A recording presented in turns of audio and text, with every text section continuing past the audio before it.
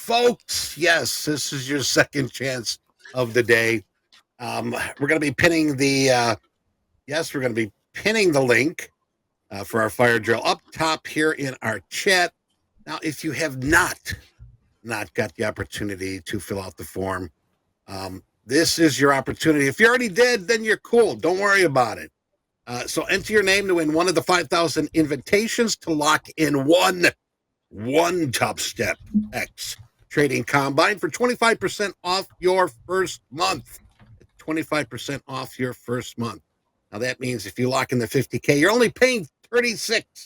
And they say in Chicago, $36, or almost 80% off our original price. Remember, that was $165 way back when, and still offering the best price ever. So we got that link in here. Can we get that up here so we're on the same page? There we go. Get it up there.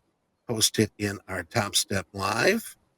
Get that link up there. So remember, this is going to be open for about 15 minutes.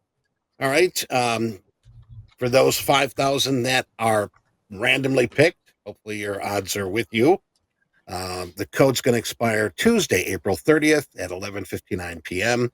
And like I said, winners are going to be randomly selected. Those selected will be sent a code by email by Wednesday morning at 8 a.m.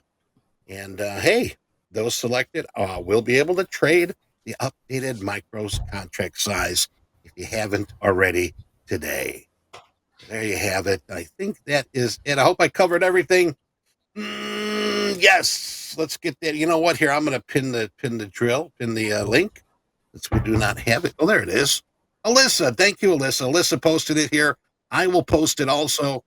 And we'll get this going. So please do so. But otherwise, we've got Anne-Marie here with us. We've got Dolby with us. We've got Hogue with us.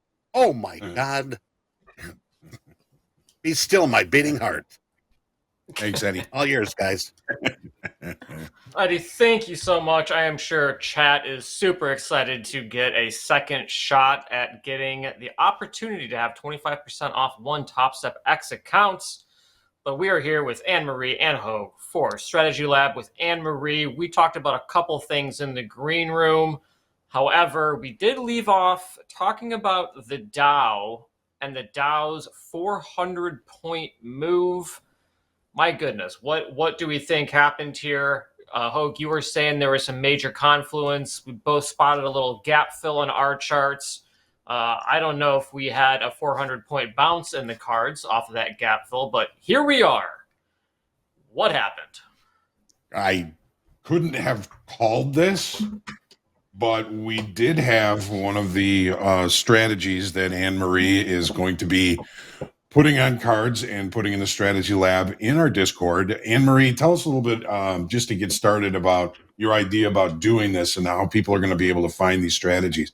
Really excited. It looks like a lot of people succeeded in the trading combine today, and a lot of comments about, you know, the initial balance, the importance of it, the failed auctions that we saw, and a lot of folks having really good days. So let's step back a little bit. Anne-Marie, tell us about the idea that you had for Strategy Lab here on Topstep TV, as well as in the Discord, and what we're going to be putting in there. And I think it's wonderful. Tell us about it, Anne-Marie. It actually looks like we've lost Anne-Marie. She's completely frozen. Well, I heard about 70% of that because my internet's being wonky. It is certainly being a little bit wonky. It is being wonky. Just so you know, Anne-Marie is not at home. She is at her brother's house. Yes. I do not know. Yes, Brother's house it is. Brother's house. Cool Star Wars helmets in the back, though.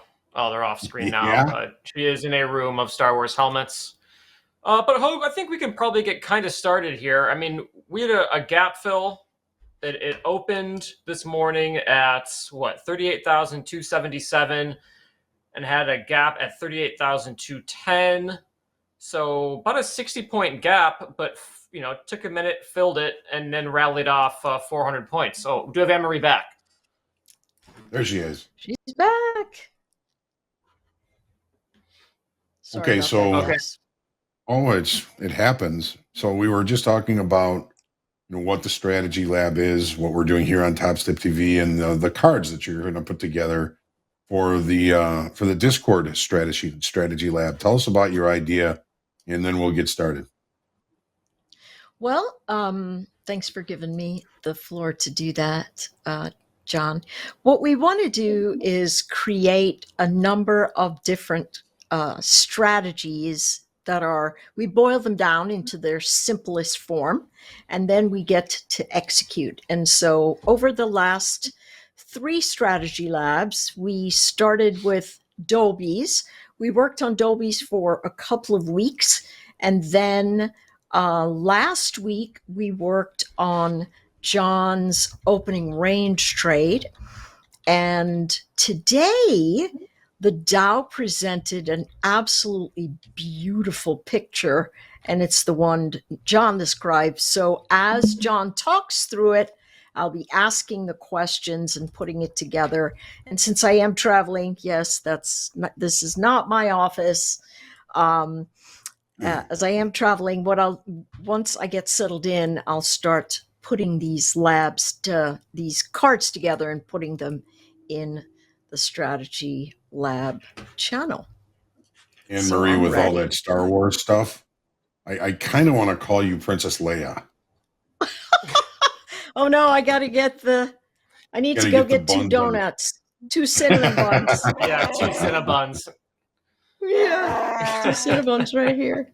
Yeah. We've got Chewbacca with us, and all right. So how do I start? We're going to talk about mainly the Dow today, because the Dow presented such a clean opportunity for us to witness a failed auction that also had another influence with it. So I think the thing to do is to open up the profile.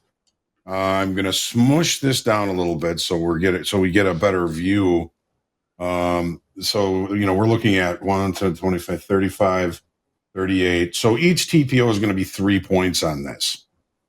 All right. So when we're looking, this was Friday's range. Friday's range high 38,340, the low 38,022.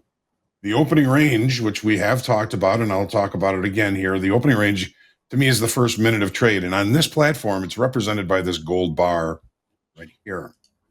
So the opening range in the Dow was approximately 38,421 down to 38,370. So about a 50 tick opening range here in the Dow. It also opened outside of the previous day's range.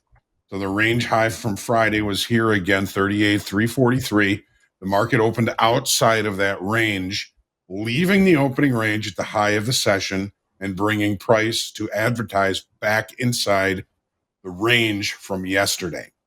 Yesterday being Friday. I always do that on Mondays. I talk about it being yesterday.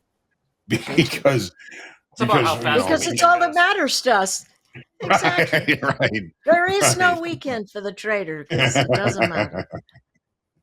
So price comes down and puts the low of the initial balance pretty much right at the high of value from yesterday. Now, if you were here earlier, you heard me talking about, okay, well, if we start to show signs of reacceptance inside the value from Friday, I'm going to get it right this time, then there's a chance that price could come all the way back down to the low of value from Friday, which would have brought us down to 38,115. A pretty sizable move, right? 38,115, 280. So, 100 and whatever points here.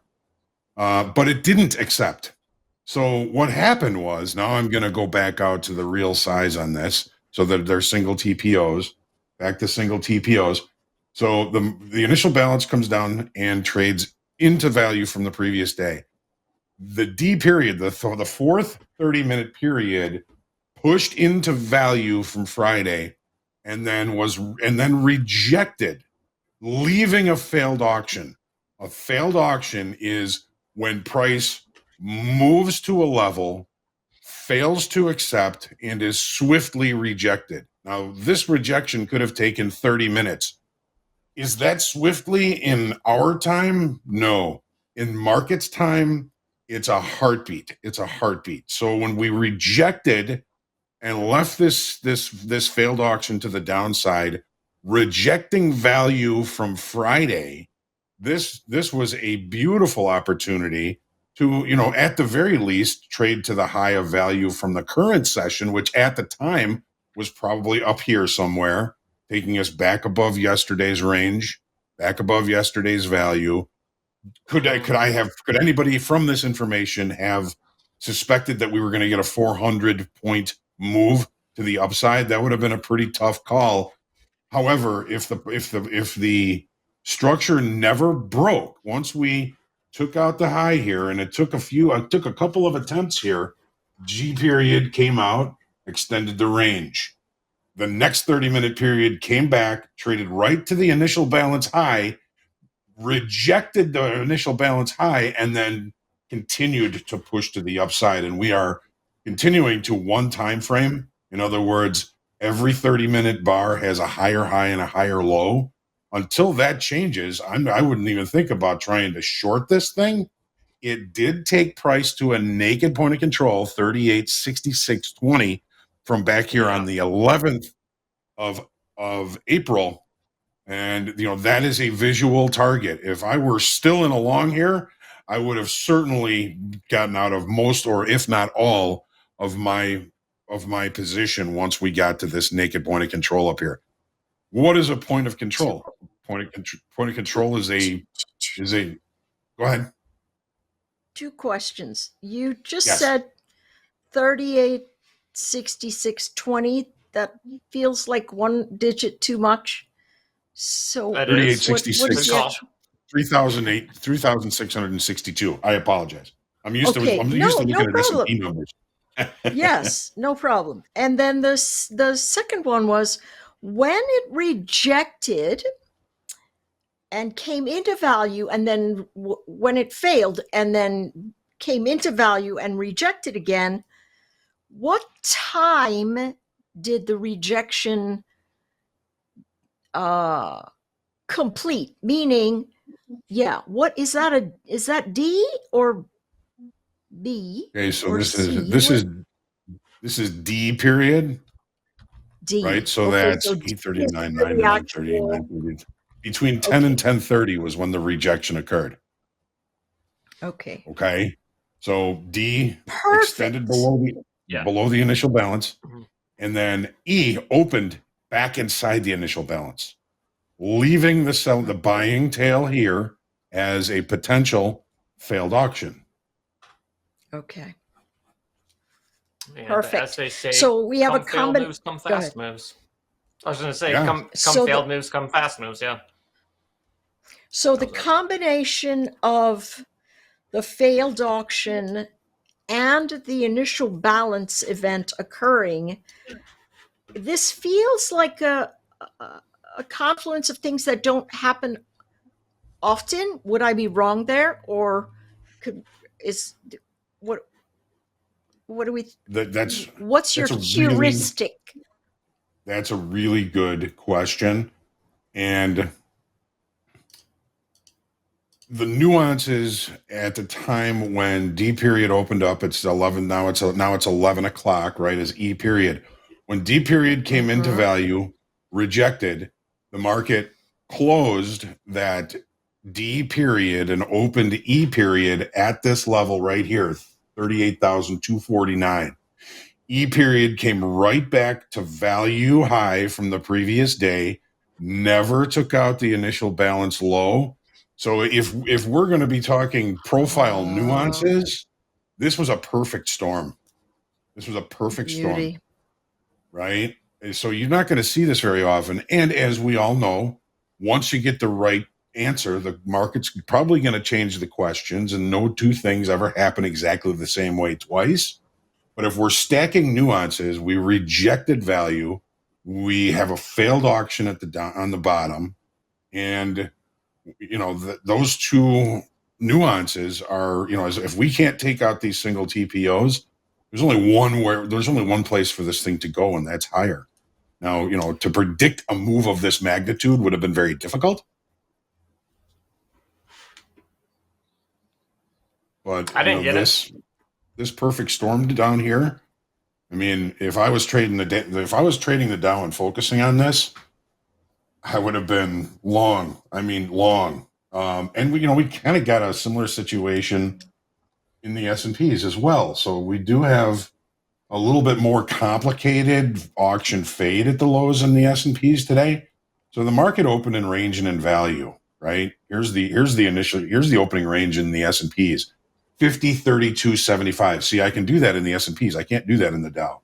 50, 28, 75 is the low. We said, well, we're opening in range and in value and right at the point of control from Friday. I'm probably not going to be getting the best trade location early in the session, so we did not take the opening range trade. Price rotated around it. It extended twice below the initial balance. Well, yeah, twice below the initial balance. First in C period, second in D period, the same period that the Dow looked and rejected below the initial balance. Where did D period trade to? It traded to this TPO value low from Friday to the tick. Came back in. Once we got back up here, I said, you know what? I'm gonna buy a couple, and then I bought a couple more, and then I bought a couple more. So we had a decent trade on 3 of them. The last one I got out at value high, which was right around 50.30, 50.28. I forget exactly where it was. Still a good trade. Could I have seen this happening? I mean, where's your Friday's high is all the way up here. It could certainly happen. It's still inside the range from Friday. But this was where it got complicated. So, F period takes out, let's see where these opened. F period extends above the high of the initial balance, which is 50.34 quarter. Okay. It leaves, comes back in, closes back below. At this point, I'm thinking this is probably a failed auction because the price got too expensive, came back in the initial balance, and closed back inside the initial balance. The market goes, it ranges in G period down to 50.2475, and then comes back up, closes above the initial balance in G period. Well, it's starting to take out those single TPOs. H period opens, looks right to the high of the initial balance, and then off to the races it Takes goes. off. Where is it currently printing now? Because I have to shut everything down because my, internet's so crazy. 50.75. 50.75. Very nice. Holy smokes. And YM is on new highs here. Broke through a 5-minute consolidation. Of course it is. So Hogue, of course it is. Well, you wanted to stay long, and up it goes, up into the right is what it's trying to do right now. Try to break out of this 5-minute range. There are some questions in chat about opening range. Someone was saying it's usually 15 minutes. I think you were saying it's 1 minute. I always get those two confused. There's value acceptance, a lot of terminology you just dropped. So what is opening range for you personally? Just 1 minute? Yes. And there's a reason I use 1 minute. I mean, I'm old school. I come from the trading pit. The opening range was never time bound in the pit, but because we were humans, sometimes it took longer for the opening range to establish itself. What the opening range is from the pits on the bell, all the brokers around the pit were holding orders that were due fills right on the open. If it was a slow day, it could be a 3-tick opening range and take 30 seconds.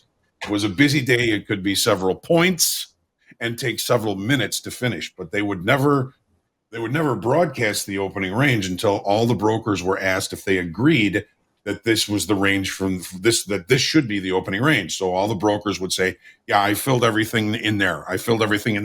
If you filled something outside of what they thought the opening range was, you could say, no, I need the opening range to go up to 70. Because I filled orders there. And once they agreed on that, then they would put it out to the world.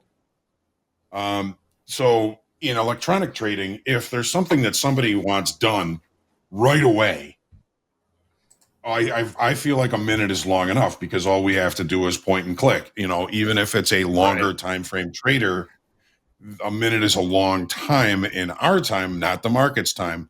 So I look at it as a minute. Now I know people that look at it as in 2 minutes, 3 minutes, 5 minutes, 15 minutes. I even know of people that look at the opening range, or excuse me, the initial balance, that first hour, as the opening range. That's going to create some pretty big risk. Although if Yep. if you do it right, then you're looking pretty good. I know Max. I think Max Kina, he looks at 5 minute. Jay looks at 3 minutes. But we're going to have our friend that Anne-Marie introduced us to, with that Brian analysis. Andre at Edgeville. Oh, Andre at Edgeville. Yeah, we're going to ask him to take a look at a market or several markets and determine what is the best size for the opening range, because he'll be able to work that down, break that down really quickly. Oh, that's gonna be fun. I can't wait to look forward to that. I did mention Brian Shannon, who is not Andre, but we are having Brian Shannon on. So for all you anchored VWAP fans, he is the inventor of that. So stay tuned. I know. I think a lot of people are very excited. I also think he's the one where I got failed moves come fast moves from when he had a blog like 20 years ago. So looking forward to that one. Also, Andre was awesome. So I can't wait to see what new things he is going to have filtered out and sorted for us to take a look at. Yeah. I ordered his Chat's book. Very excited about this. Oh, you did? Nice. The anchored VWAP one? Yeah. I've got... Yeah, it's really good. I have to tell you, John, you're going to like that book because it's very well written. It's really thoughtful, purposeful, lots of examples. I mean, it is a very good book. It's one of the best ones I've ever read. Wow. And of course, I've read a lot of them. Yeah, I've certainly read a lot of them. So Anne-Marie, we're talking opening range. Do you draw the opening range in your chart? I know we kind of trade somewhat similar systems. How do you feel about the opening range? Do you have a 1 minute, 5 minute, no minutes? I use John's 1 minute opening range, but I do not trade out of it like he does. So today, the reason I was going long in fast markets when everybody was thinking, oh, wow, it looks like a short, is because I had the suspicion based on the options market that we were going to hold the floor and bounce. A couple of different reasons. We can study that on another strategy lab. But my thought was, listen, we're just going to we're going to make a floor here. On top of that, Edgeville today said that the NQ had about a 60% chance of filling its gap on Monday. And so I thought, all right, if it's going to fade, then it'll hold the floor. But then I got a little discombobulated along the way, but neither here nor there. Now, for that opening minute, I'm always going to look at what's the relative trend. Where is the VWAP? Where is yesterday's VWAP? Because everybody was going to go short at that 17,340, but Friday's VWAP closed at 17,327 or something like that. And so that's where I took that short. Topstep does a great job of leaving the VWAP disconnected from one day to the next. And so you can see the ranges, if people were long or short, where they would go, all right, I filled the gap, now it's time to cover, or whatever it is that they did. And so that same thing pulled straight down. So I use the 1 minute only to gauge motion that is really accelerating in trend, and I'll take it in that trend as it moves out. But other than that, I don't. Yeah. So it's actually there's a book actually called, where is it? It's called The Technical. It's over here somewhere. The That's Technical me. Trader or something. Very, very interesting book. But they also do an opening range based on what commodity he was doing. But the book was so old, they were doing like crude oil, and it was like $20 a barrel, which I think is so funny about trading books when they use those examples. It's like, oh yeah, we're using the Dow from, it was trading at 18,000. It was an expensive book, though. Man, it's worth like $75 for that one. I'll try to get the name of it. But it's interesting because all opening ranges. Yeah, they can be expensive. Yeah.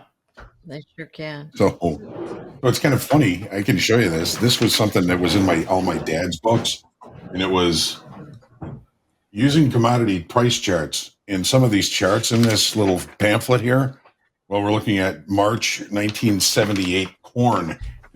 Oh, yeah. March 1978 corn in there.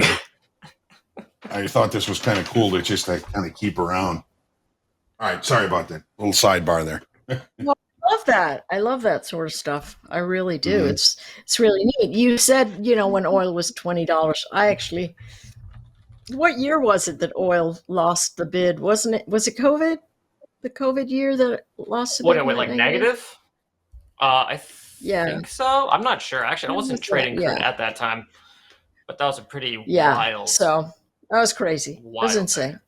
It was totally it certainly insane. was. But yeah. So, all right. Yeah. No, go ahead. Yeah. I was just saying we have the YM just up here, not doing a whole lot. It looks like the indices might be chilling.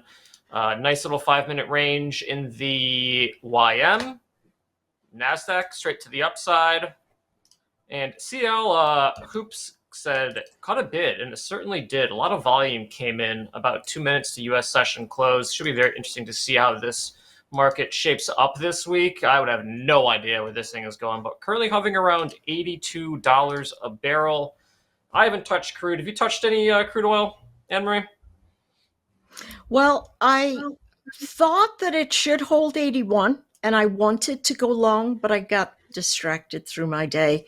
And so I don't expect it to go much higher than 83, though, because I think it's really range bound. And a lot of big analysts are saying, it could drop into the 70s, which is where I think it comes back to 79. That's my week? thought. I don't have any idea about when, but what I do know is that if it gets to the I know. Going to visit a bookie somewhere to get some loans of epic size. Yeah, right. I feel fairly certain that blue line that you have at the top there is. Is that the NAS? Yeah, I thought this is the NASDAQ. Actually, we had Zach Anthony on, and he had a long position here. I think like days and days and days ago, and I haven't updated my charts, but it's kind of funny how his long has been relevant sort of in at least one other fashion. Yeah. So Zach, and that level's where's for the you, NAS? Where's the NAS printing right now? We're at 17,443, and we are kind of just cruising to the upside. There is no 5-minute consolidation. I don't even have a 1-minute one. It is just bids through the roof. Lots of bidding.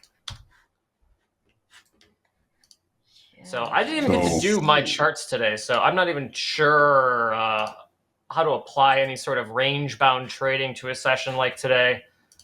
I'm not sure there is one that's not great big. Yeah.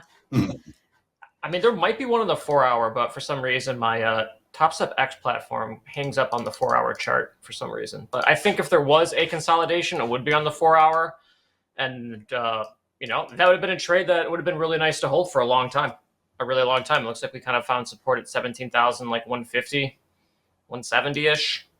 I mean, that's enough space to eat up, a stop right there. So, NQ's a little bit rich for my blood, but someone could have taken that one. But still pushing to the upside here. God, what is the tilt for this thing? 69% to the upside. Average long price is 17,420. Wow, all sorts of numbers on that one. So I would say some relatively newer buyers. Oh, we were going to talk about this. I'm going to talk about the tilt, Anne-Marie. We're going to talk about the tilt and like average price, short average price, kind of like comparing your entries next to the average price to kind of see where you're at. Which interesting too is that most Well, of the as traders are not positive on the day, huh?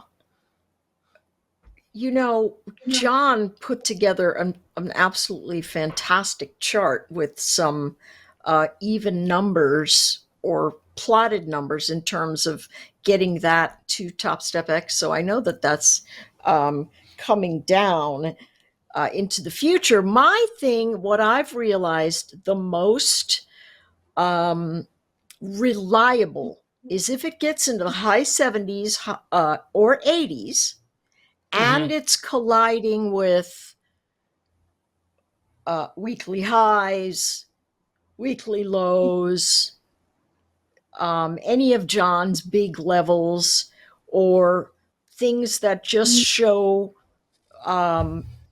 resistance or support, and it's very aggressive. So you can see across the many candlesticks that that's what's happening. And that's really the way that I have found it works best.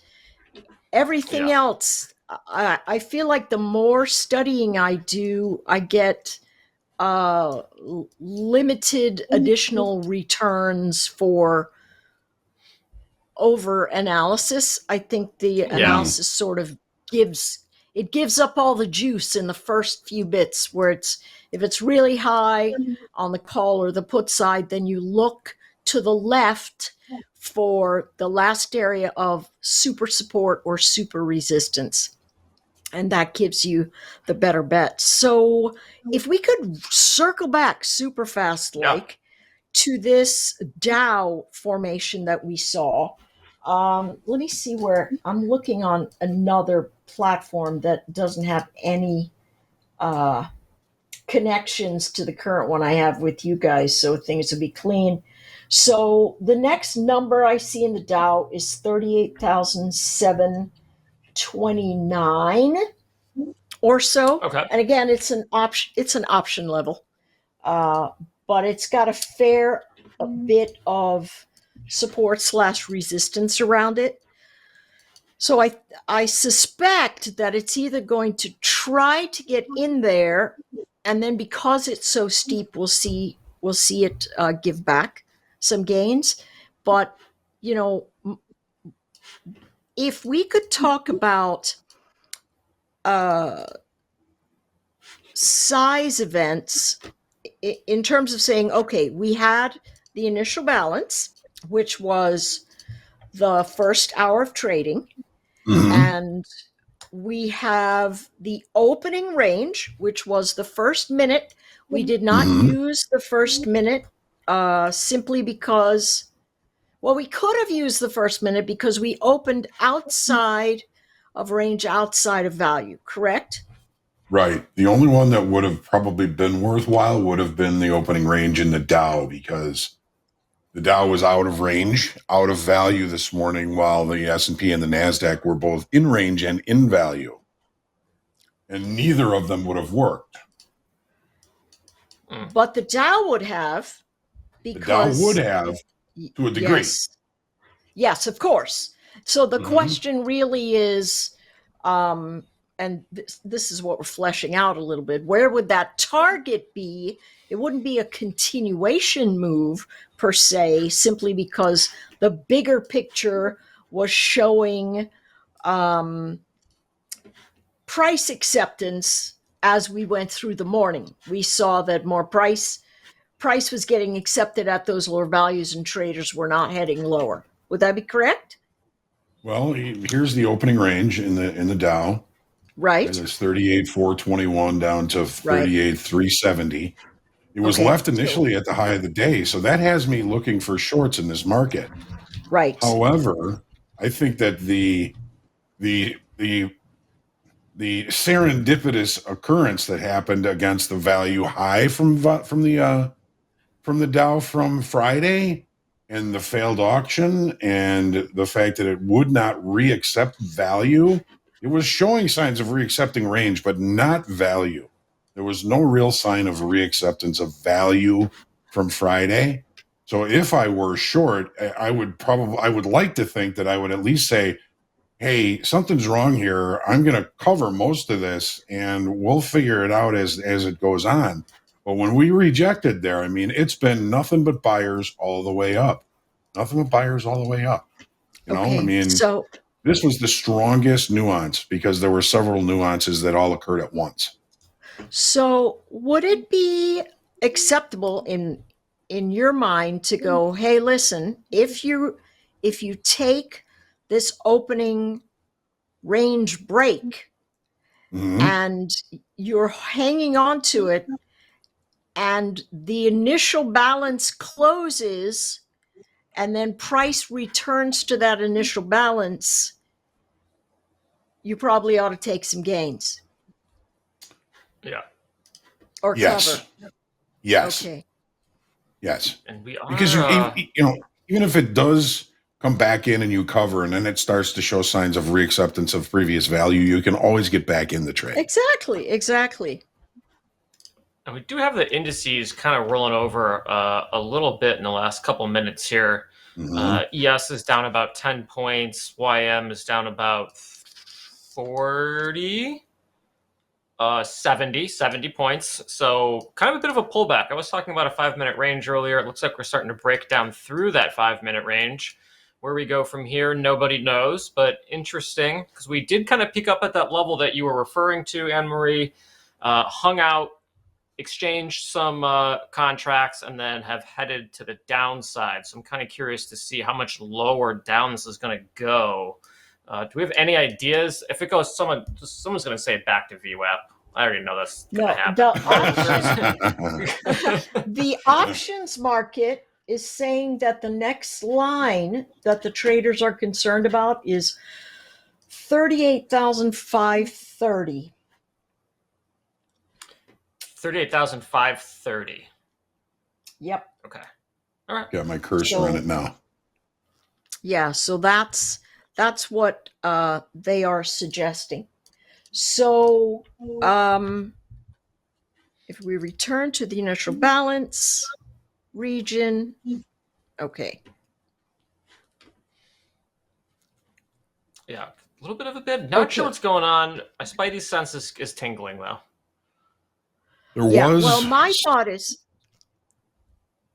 I'm just going to say that there was something that was mentioned by Vanguard's global head of rates, and he says that right now, the Fed, growth and inflation are more important drivers than rates than deficit spending. Now that just happened. That just came across here at 140. So that's within the last 4 minutes, 5 minutes. I don't know if that's the driver of this pullback. I don't know. You know, my supposition is the following. How long have people been waiting for a short and a really, really good one? It's been a hot minute. But we came into these levels, well, the Dow particularly, it stayed for 4 days in a range. It could not break the top. It broke the bottom and then quickly recovered. And supposedly that's near the 100-day moving average. I don't know. I don't plot that average, so I don't know. Right. So what we saw was this space. Oh, and old support. And so what we saw here was a washout. And then on Friday, when everything looked terrible, the Dow was up. That was wild. And it was like in its own world on Friday. Yes.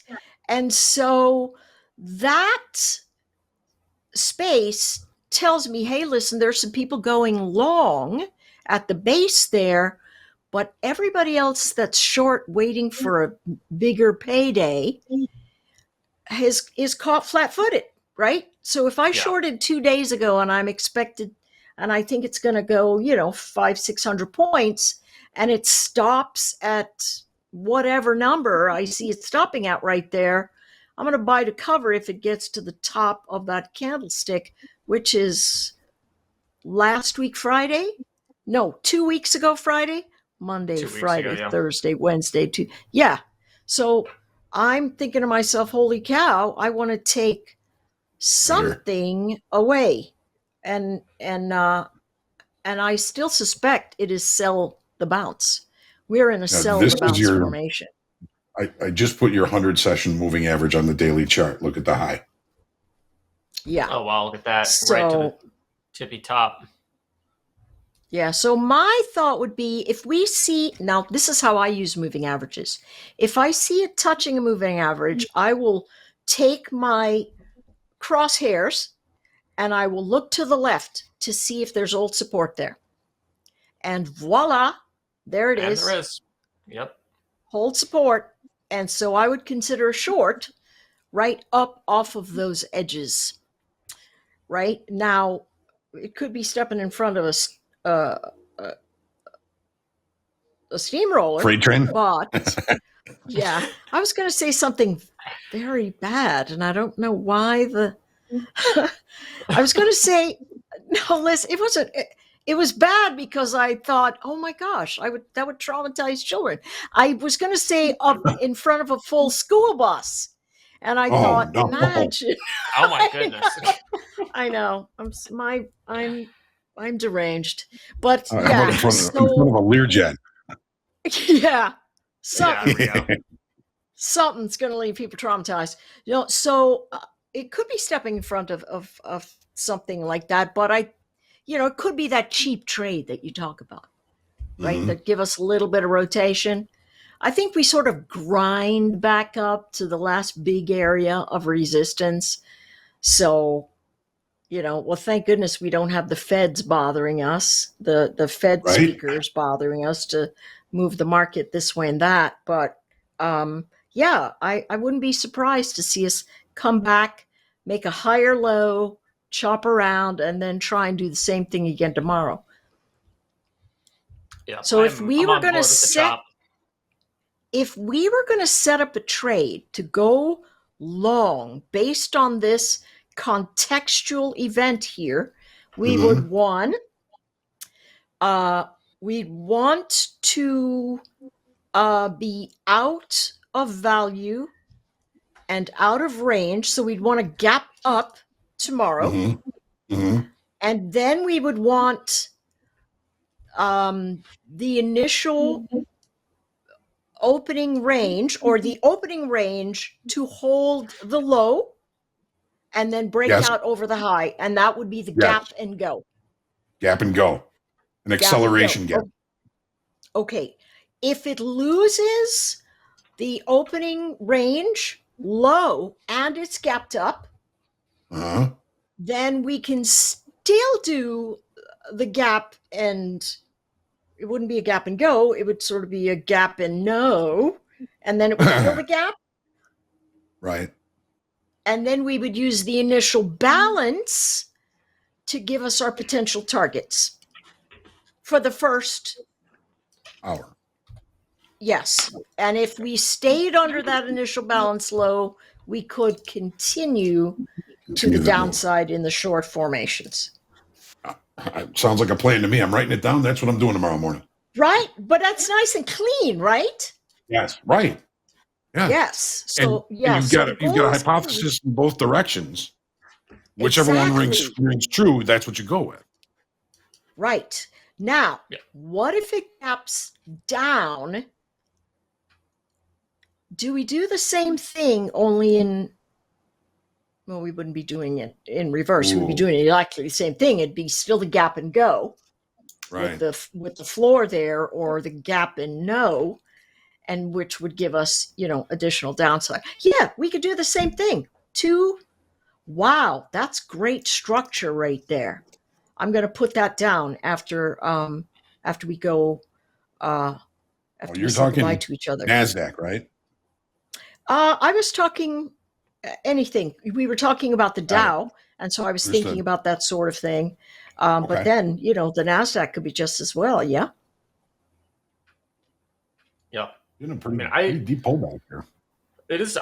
Yeah. I'm kind of on board with this stop run theory on the daily. I mean, we had a really nice tight daily range in the YM for a couple days. Blew a bunch of stops all the way down to 37,470. And to be honest, today's candlestick could look very much so like Friday's candlestick if it does decide to pull all the way back in again. I am looking at 38,346. If we can get back under that, now we have stop runs on both sides of the market and deep ones at that. So I have no idea what's going on, but we could get some sort I of think it's stop symmetry and running. stop runs on both sides. And we do have a lot of earnings this week, so that might be part of it. Is that it's probably relatively cheap for big players in the markets to get people moved around in the market. I'd have to assume if liquidity is a little bit lower, so that could be what we're seeing. But I don't know. I might be leaning towards some shorts in Power Hour. We'll see what happens. Yeah, me too. Yeah, so very, this very, is a very great breakdown. Yeah. Well, it's a very interesting day. It's the past couple days, I think, in the YM and even the indices has been very, very interesting. Just structurally speaking, like the gap fill today, 400 points in the YM off of a gap fill. I can't remember the last time I've actually even seen one of those before. Yeah, it's been a minute. I think all the indices caught a massive bid, and now we might kind of be in no man's land right now. Yeah, because with all the news well, I just read up, we hadn't had a 5% drop since October. So we almost got to 10. Really? 10% off in the S&Ps was 47.99.75. 10% off in the NASDAQ is, I just put it on here over the weekend, 16.838. I mean, we're still a long way away from 10%, but we're well below 5% off the all-time highs. Yeah, so let's see if they'll come back and try to at least kiss it. I think we stay range bound until after the election, frankly, or into the election. How big of a range? I think literally 4,500 to 5,500 in the ES. Easily. 45. Really? Yeah. They're just going to try to lock it up?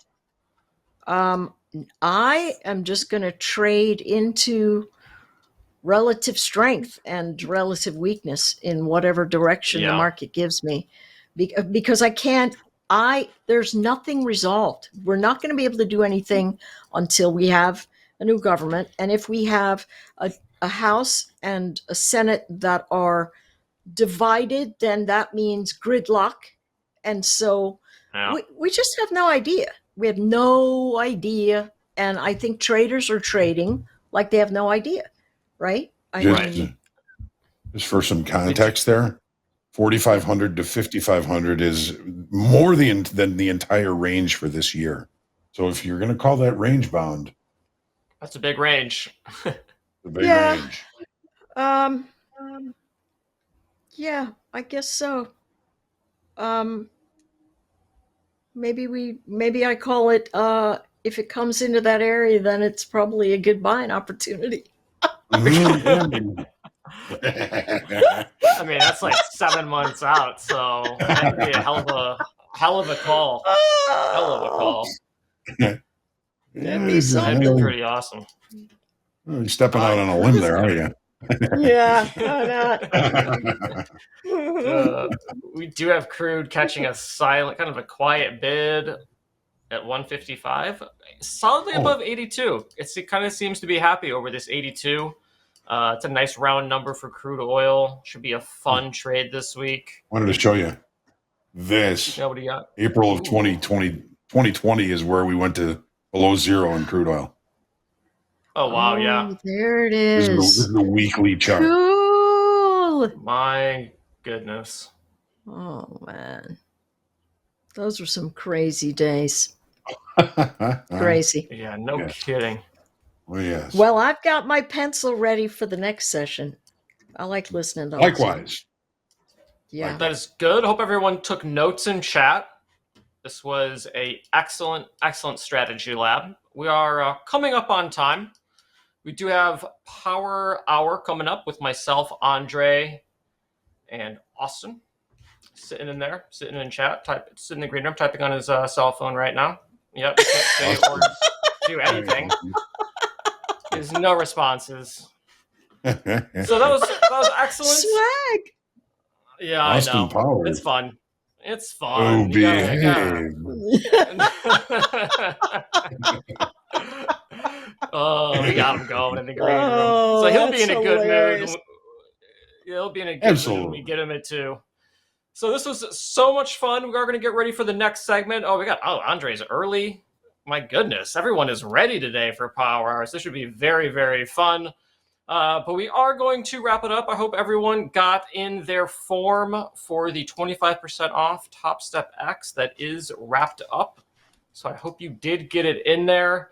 And all we have coming up right now, we've got the Power Hour, and then Slow Markets is bumping. 8 o'clock, 8 p.m. Central Time. Dakota, our #1 trader, funded trader, is doing free sessions Monday through Thursday, 8 p.m. Central on TopstepTV. So definitely check that out. And we will see you in a couple minutes. We're going to get ready for Power Hour, and we will be right back. Hogan, Anne-Marie, thank you so much for coming in.